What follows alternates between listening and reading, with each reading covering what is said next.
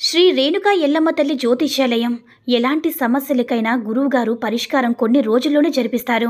భార్యాభర్తల మధ్య సమస్యలు, ప్రేమ సమస్యలు, కుటుంబ సమస్యలు, వ్యాపారంలో నష్టం రావడం, స్త్రీ పురుష వశీకరణం 100% గ్యారంటీ. మీకు ఎటువంటి సమస్యలున్నా జ్యోతిష్యం చెప్పబడను. గురువుగారి ఫోన్ నంబర్ 8466923012. ఓం సాయిరామ్. సమర్థ సద్గురు సాయినాథ్ మహారాజ్కి జై. సాయిబాబా భక్తులందరూ కూడా నమస్కారం అండి. సాయినాథుని ఆశీస్సులతో అందరూ కూడా సుఖంగా, సంతోషంగా, అష్టైశ్వర్య, ఆరోగ్య అభివృద్ధితో ఉండాలని మనస్ఫూర్తిగా కోరుకుంటూ ఈరోజు ఈ వీడియోని మొదలు పెడుతున్నాను. ఈరోజు వీడియో ఏంటంటే, నువ్వు ప్రాణంగా ప్రేమించిన వ్యక్తికి నీపైన ప్రేమ ఉందా లేదా, ఇప్పుడు ఆ వ్యక్తి నీ గురించి ఏమనుకుంటున్నారో చెప్తాను, జాగ్రత్తగా వినిబిడ్డా అని మన బాబాగారు అయితే ఈరోజు మనకి చాలా అద్భుతమైనటువంటి సందేశంతో అయితే మన ముందుకు వచ్చారండి. మరి మన బాబాగారు ఈరోజు మనకి ఎలాంటి సందేశం అందించాలి అనుకుంటున్నారో ఆయన మాటల ద్వారానే తెలుసుకుందాం. ఆయన మాటలు వినే ముందుగా ఈ వీడియో కనుక నచ్చినట్లయితే లైక్ చేసి షేర్ చేయండి.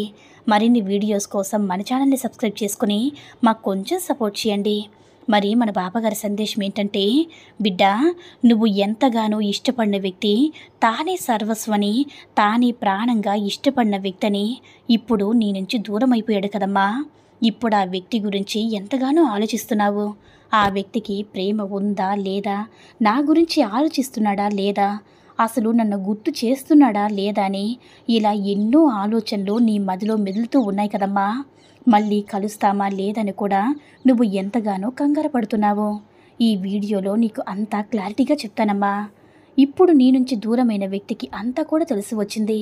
ఇప్పుడు నిన్న ఆ వ్యక్తి చాలా అభిమానంగా భావిస్తున్నాడమ్మా. నువ్వు ఎంతగానో ప్రేమించి నువ్వు వెంటపడినప్పుడు నిన్ను చాలా చిన్నచూపు చూశాడు.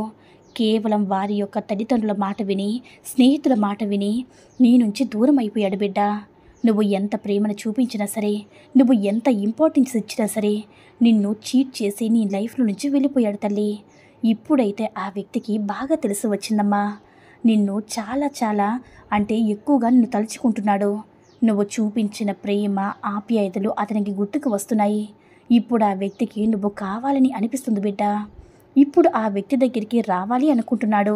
ఆ వ్యక్తి నీతో ఉన్నంతకాలం నీ విలువ అనేది తెలియలేదు, కానీ ఎప్పుడైతే నీ నుంచి దూరం అయ్యాడో నీ వ్యక్తిత్వం, నీ మంచితనం, నీ ప్రేమ అన్నీ కూడా ఆ వ్యక్తి తెలుసుకున్నాడు తల్లి.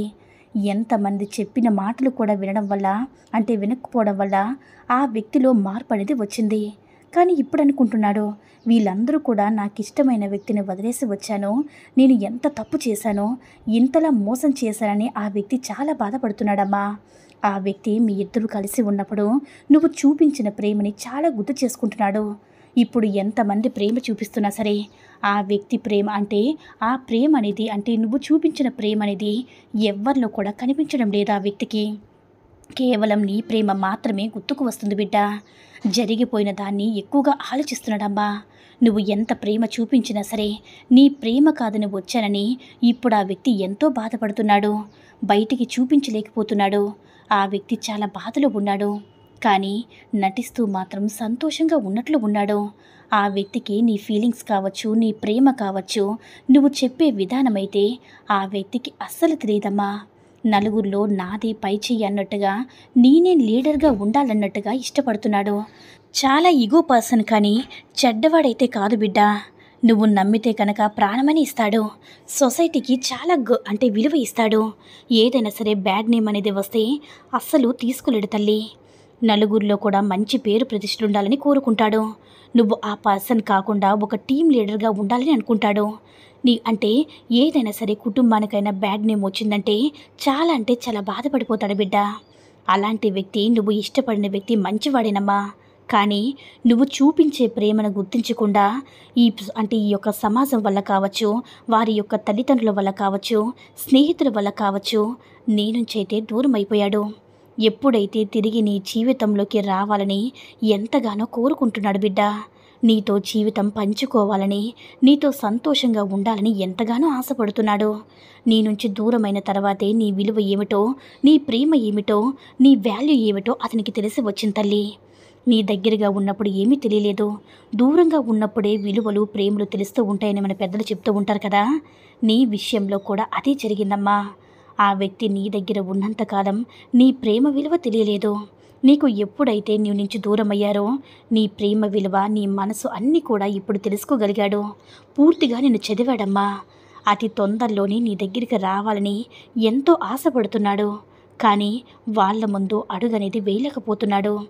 బిడ్డ, అతను ఇగో అనేది దాన్ని తీసివేసి మంచి మార్పు తీసుకువచ్చి నీ వైపు అడుగులు వేసేలా నేను చేస్తానమ్మా. నువ్వు నా మీద నమ్మకంతో నీకున్న బాధంతా కూడా నాకు అప్పగించావు కదా, అతి త్వరలోనే ఆ వ్యక్తి నీ దగ్గరికి చేరుకుంటాడు. ఈసారి తిరిగి వచ్చినా సరే నీ బంధంతో జాగ్రత్తగా ఉండు బిడ్డ. మళ్ళీ మళ్ళీ కలహాలు తెచ్చుకోవద్దు, పోరాటాలు చేయవద్దు. ఎందుకంటే ఒక్కసారి విడిపోయారు కాబట్టి మీలో ఏ లోపాలు ఉన్నాయో మీకే తెలుస్తుంది. ఆ లోపం ఆ వ్యక్తికి తెలుస్తుంది. ఆ వ్యక్తి యొక్క లోపం నీకు తెలుస్తుంది. కాబట్టి ఇద్దరు కూడా మీ యొక్క లోపాలను సరిచేసుకోండి. ఒకరిని ఒకరు మాట్లాడుకోండి, ఒకరికొకరు నచ్చ చెప్పుకోండి. అంతేకాని నువ్వు అలా చేసావు, ఇలా చేసావని ఒకరికొకరు దెబ్బలాడుకోవద్దు తల్లి. ఇలా చేయడం వల్ల బంధం తెగిపోయే అవకాశం ఉంది. కాబట్టి నువ్వేం చేస్తావంటే కొంచెం సహనంతోని, కొంచెం ఓర్పుతోని ఉండమ్మా. ఆ వ్యక్తి నిన్ను అర్థం చేసుకుని నీ ముందుకు వస్తాడు. నీ ప్రేమ విలువ తెలుసుకునేలా చేస్తాను కదా తల్లి. మళ్ళీ మళ్ళీ చెప్తున్నానమ్మా, ప్రతి విషయాన్ని కూడా పాజిటివ్గా తీసుకోండి, నెగిటివ్గా తీసుకోవద్దు. అప్పుడే మీ బంధాలనేవి బలపడతాయి. నీ నుంచి దూరమైన వ్యక్తులు నీ వద్దకు వస్తారు తల్లి. అలా వచ్చిన వారితో కలిసి ఆనందంగా, సంతోషంగా ఉండు బిడ్డ. నా ఆశీర్వాదం నీకు ఎప్పుడు కూడా ఉంటుంది. అలాగే వారి యొక్క పేరెంట్స్ అర్థం చేసుకుంటారో లేదో అని బాధపడుతున్నావు కదా, నువ్వు ఎంతగానో కంగారు పడుతున్నావు కదా, తప్పకుండా అర్థం చేసుకుంటారు. వాళ్ళే మీకు దగ్గరగా ఉండే మీకు వివాహం జరిపిస్తారు. అలా చేసే బాధ్యత నాది బిడ్డ. ఇప్పుడు నువ్వు ఇష్టపడిన వ్యక్తితో నువ్వు సంతోషంగా ఉంటావమ్మా. నువ్వు కోరుకున్నట్లుగానే ఆ వ్యక్తితో వివాహం జరిగి జీవితాంతం నిన్ను ప్రేమగా చూసుకునేలా చేసే బాధ్యత నాది తల్లి. నా బిడ్డ అడిగింది ఇవ్వకపోతే నీ బాబా తండ్రి నేను ఎందుకు తల్లి? అలాగే ఇంకొక విషయం చెప్తానమ్మా, నీ పర్సనల్ విషయాలు ఏవి కూడా నీ స్నేహితులతోటి, నీ బంధువులతోటి ఏది కూడా పంచుకోవద్దు. మీరు సంతోషంగా ఉన్నా సరే, మీ మధ్య ఏమైనా చిన్న చిన్న మనస్పర్ధలు వచ్చినా సరే అవి ఏమీ ఎవ్వరితో కూడా పంచుకోవద్దు బిడ్డ. అలా పంచుకోవడం వల్ల నీకు గొడవ అనేది పెద్దదైపోతుంది. నీ సంతోషానికి దిష్టి తగిలి మళ్ళీ మళ్ళీ విడిపోయే ఛాన్సెస్ అయితే ఉన్నాయి తల్లి.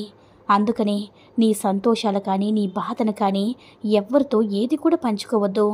మీరు ఎప్పుడు కూడా కలిసి సంతోషంగా ఉంటారు. మీ మధ్య ఎటువంటి గొడవలు రాకుండా నేను చూసుకుంటాను బిడ్డ.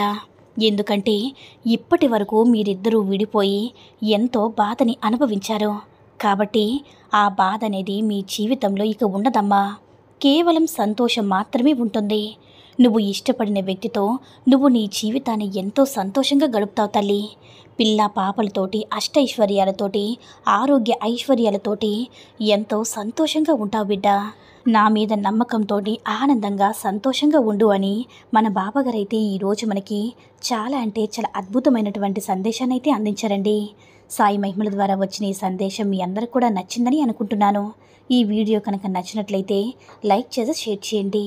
మరిన్ని వీడియోస్ కోసం మన ఛానల్ని సబ్స్క్రైబ్ చేసుకొని మాకు కొంచెం సపోర్ట్ చేయండి. ధన్యవాదములు.